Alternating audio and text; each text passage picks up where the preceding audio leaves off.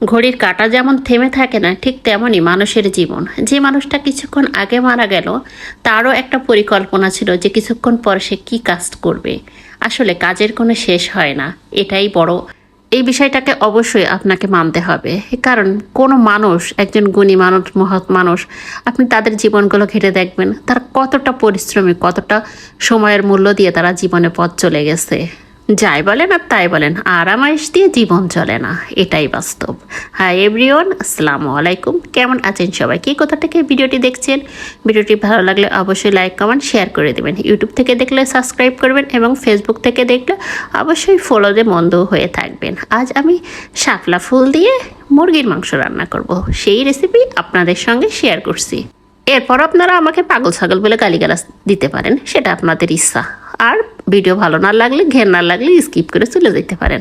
কিন্তু আমি রান্না করতেছি, আমার ছেলে বিল থেকে শাপলা তুলে নিয়ে আসছিল, তো আমি মনে করলাম যেহেতু আমি আজকে মুরগির মাংস রান্না করব, এর ভিতরে এই জিনিস আজকে আমি দিব।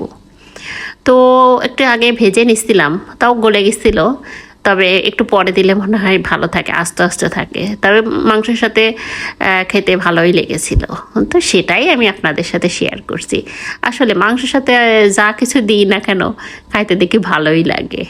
ওই যে সৎস্বর্গে স্বর্গবাস আর অসৎস্বর্গে সর্বনাশ, কথাটা মনে হয় অতি বড় সত্যি কথা। তা না হলে এমন হবে কেন, তাই না?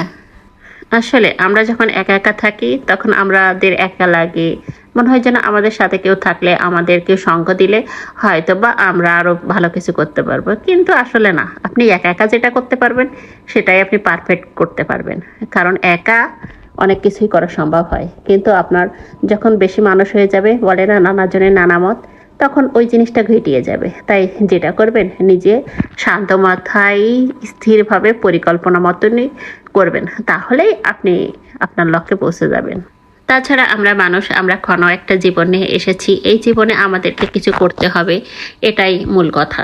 কারণ আমাদেরকে ফুলের বিছানায় শুয়ে থাকার জন্য সৃষ্টিকর্তা আমাদেরকে পৃথিবীতে পাঠায়নি।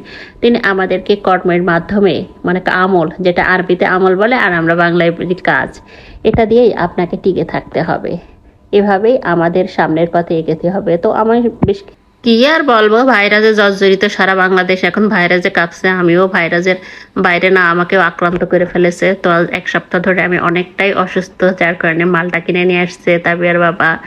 আবার কিছু খাইতে পারতেছি না, তার জন্য নান রুটি আর এই যে মাংস, এটাই নিয়ে আসছে রাতে খাওয়ার জন্য। দুপুরেও কষ্ট করে মাংসটা রান্না করছিলাম, আর রাতে একটু বেশি করে ঝাল দিয়ে এটা তৈরি করে নিয়ে আসছিল, যাতে খাইলে আমার একটু ভালো লাগে। আসলে মুখে কিছুই ভালো লাগে না যখন ঠান্ডা জ্বর হয়। তো যেহেতু বেঁচে থাকতে হবে, তার জন্য তো খাবারের প্রয়োজন। সুস্থ থাকতে হলে অবশ্যই আপনাকে খাবার খেতে হবে। তাই সে আমাকে ধরে বাঁধে এটা ওটা খাওয়াচ্ছে, বাইরে নিয়ে যাচ্ছে, ঘোরাচ্ছে, যাতে আমি খুব দ্রুত সুস্থ হয়ে যাই। তো ভিডিওটি কেমন লাগলো? ভালো লাগলে অবশ্যই সবাই কমেন্টসের মাধ্যমে জানাবেন। আপনাদের কমেন্টসে আমাদের এগিয়ে যাওয়ার প্রেরণা। আর ভিডিও আপলোড না দিলে তো রিস্ক একেবারে কমে যায়। তো আজ এই পর্যন্তই।